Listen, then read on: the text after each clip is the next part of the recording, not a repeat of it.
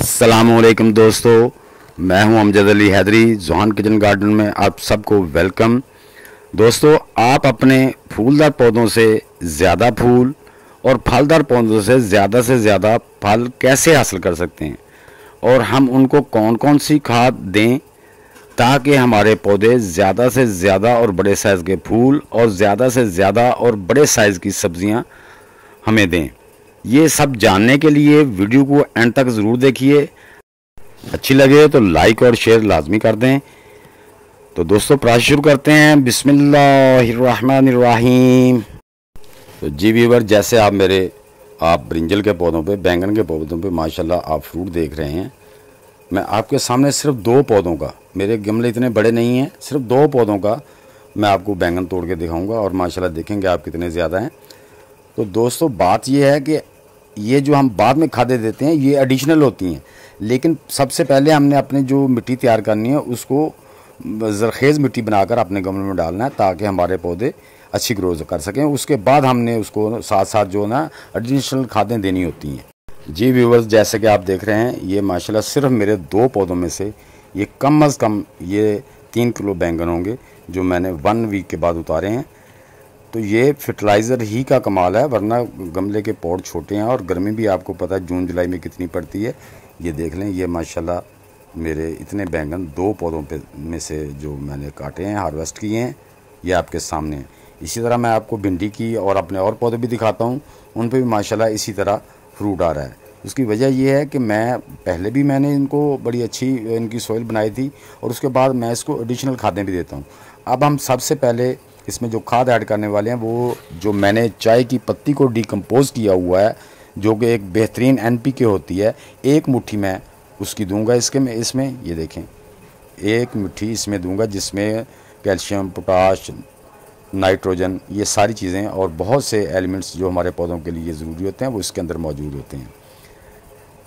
ये दे दी। इसके साथ मैं मिक्स करूँगा ताकि इसमें कैल्शियम पोटाशियम की मिकदार होती है जो हमारे, और नाइट्रोजन हमारे पत्तों को हरा भरा रखती है, और कैल्शियम पोटाशियम जो होते हैं ये हमारे पौधों में फ्रूट लाने, उनके जो फ्रूट का साइज़ बड़ा करने, इंक्रीज़ करने के लिए ज़रूरी होती है।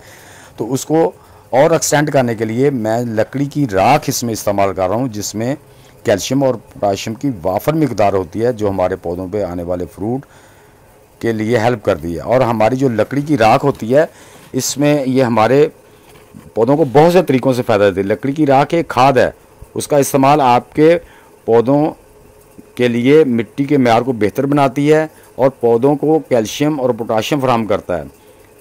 तो आपके बाग में राख का इस्तेमाल आपके पौधों के लिए बहुत ज़रूरी ट्रेस अनासर भी फराहम करता है जो पौधों की सेहतमंद नशो नुमा के लिए ज़रूरी है। मिट्टी की तेज़ाबियत को कम करती है लकड़ी की राख। लकड़ी की राख या उबलों की राख कीड़ों पर भी काबू पाने में मदद करती है। राख का इस्तेमाल आपके बाग में पौधों पर मौजूद नुकसानदेह कीड़ों को भी मार देता है। राख को मुनासिब मिकदार में इस्तेमाल करें, ज़्यादा इस्तेमाल पौधों को नुकसान भी दे सकता है, क्योंकि राख गीले होने पर लाई और नमक पैदा बनाती है। ज़्यादा लाई और नमक आपके पौधों को जला भी सकता है, तो इसलिए उसको मुनासिब मिकदार में अपने पौधों को इसको देना है। तो दोस्तों, आप मेरे ये भिंडी के पौधे हैं, इनको भी मैं देता हूँ।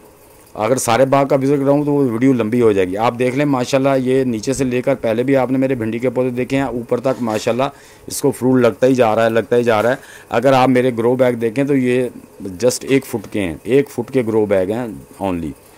और माशाल्लाह ये देखें भिंडियों से भरे हुए हैं, गुच्छों के गुच्छे लगे हुए हैं, तो ये इसी खाद की वजह से हैं।